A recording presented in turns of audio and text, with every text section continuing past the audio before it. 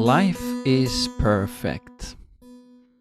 How we relate to life creates all the imperfections. Nature is perfect, and we are part of it. It is our mind that creates the separation. We create our subjective truths about perfection and imperfection. And this is why talking about imperfection is so interesting.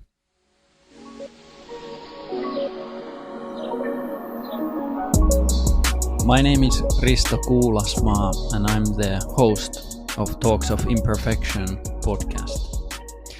In this short intro episode, I will introduce the Talks of Imperfection podcast and also take the opportunity to introduce myself.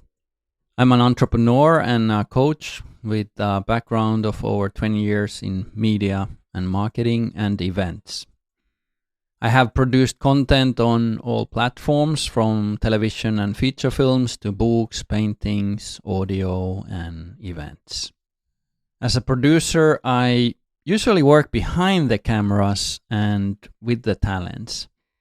But in this case, I'm learning my ropes as a very imperfect podcast host for the first time. So, this is my first podcast where nearly perfect people talk about their imperfections.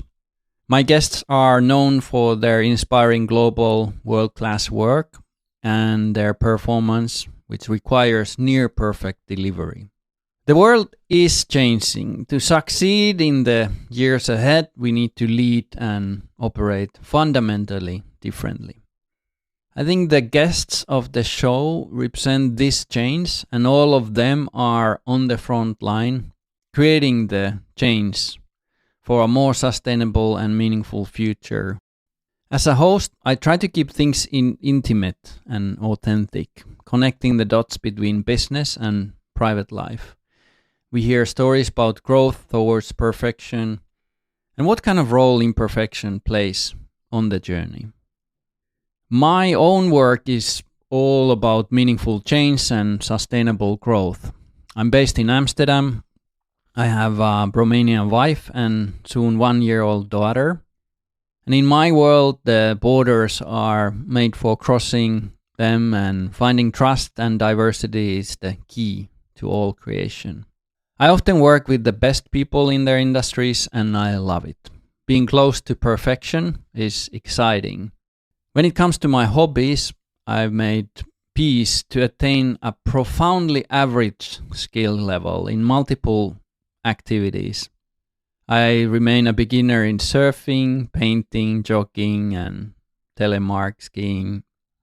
I struggle to keep my daily routine in yoga and meditation, but I feel accomplished when I attend my annual 10-day silent meditation retreats. Again, it's an ongoing balance with the imperfection. So why we do this podcast? Usually I initiate all my projects and ventures, but in this particular case, my friend Antti Peltonen called me and introduced the concept of Talks of Imperfection, which he had developed with his client, the tech company Edita Prima. The idea and the format of Talks of Imperfection felt immediately good. And strangely, I didn't have much to add to the concept. It was so clear from the get-go, and we were ready to roll immediately. When it comes to the guests, I selected them through an intuitive process. Basically, I chose people from my network. I was looking for good storytellers and people with whom I have a good relationship and a connection with enough trust to dive a bit deeper. The intention is to create an ambitious yet kind of empathic podcast, recorded live, face-to-face, in actual physical spaces around the world. I talked with Aito and Victor here in Amsterdam, and I met Beta and Helena in Lisbon. We did the recording with Lubomila in Berlin, and I met the rest of my guests in the US. Tony and I had a chat in Miami, and we talked with Miki in Los Angeles, and Ruchika I met at her home in San Jose.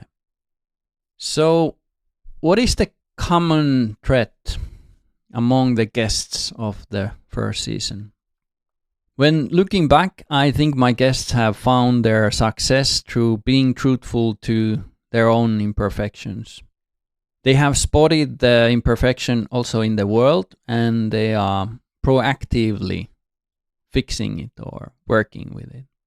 After recording the first season, I found 3 common nominators among the guests. Firstly, they all represent greatness. All of them are natural leaders creating respect and following. Their greatness is linked to the act of being in service for causes bigger than oneself. And this creates devotion and commitment in the people around them. They are all a bit of like movement builders. And there's a lot of kindness in them. Their greatness does not put anything above or below the others. Secondly, I would say all of my guests are connected with freedom. My guests look at the world from the perspective of not being attached to external or internal limiting beliefs and fears. They are entrepreneurial game changers who have successfully built their own worlds. And actually, almost each of them is financially free. And they manage assets in millions, tens of millions, or hundreds of millions. I didn't plan to do a show with wealthy people, but if I look back now, their financial success is fundamental part of the equation of greatness and their striving for freedom. When talking about money, I think it's very important to mention our youngest guest, 20-year-old indigenous leader Helena Kuolinga, who is working for the planet Earth. Her freedom is in danger, and that freedom cannot be measured in money. In her case, we are talking about the abundance of biodiversity and Mother Nature currently under threat. And many of our guests work in that space of sustainability, trying to create impact and solutions in well-being, biodiversity, and they work for better tomorrow, cutting the emissions and leaving the place a bit better than it was. So I could say the guests are more or less, they are the good guys. Yeah. The third common denominator is obviously vulnerability. All the brave guests were willing to share their imperfections in a very personal way, and I'm very grateful for it. I could go into the backstories of each guest here, but I prefer not. I think it's better that you listen to the episodes and get to know them on your own. And by the way, there is no specific order to listen to the episode. Just go and discover. And then, thank yous. Firstly, I want to thank all my guests for the first season. I want to thank also you listening and interacting. I'm really looking forward to hearing more from our listeners. I want to thank you, Ville Immonen at Edita Prima, for enabling the space to build this show. It is very rare to have such an insightful sponsor. Edita Prima is a Nordic tech company that is over 170 years old. I think that's rather cool. Thank you, Antti Peltonen, for masterminding and producing the show and giving the much needed feedback. Thank you, Alex Hedberg, for acing yet another of our productions as my trusted producer at our production company, Brightland Studios. And thank you, Mihaela, my love, for your endless support. And thank you, Grandma Bella, for taking care of our baby when Daddy was traveling. This is my first podcast series, which I'm hosting. I hope you like it. Let's stay in touch. If you feel like suggesting guests or just giving feedback, you can do it via our homepage, and you will also find us on Instagram. This is it. Choose your episode and enjoy the show.